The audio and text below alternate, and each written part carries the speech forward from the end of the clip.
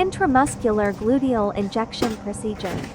First, I removed my wristwatch and performed hand hygiene using an alcohol-based hand sanitizer, rubbing my hands thoroughly to reduce contamination. Next, I put on examination gloves and drew up the prescribed medication. I selected a 3 ml syringe, opened the ampule safely,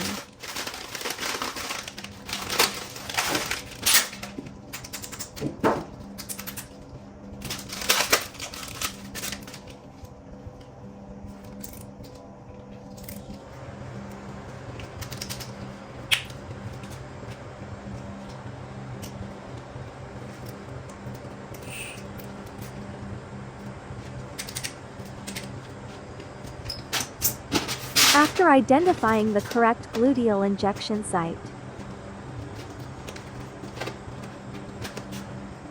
I inserted the needle at a 90-degree angle and administered the intramuscular injection using proper aseptic technique.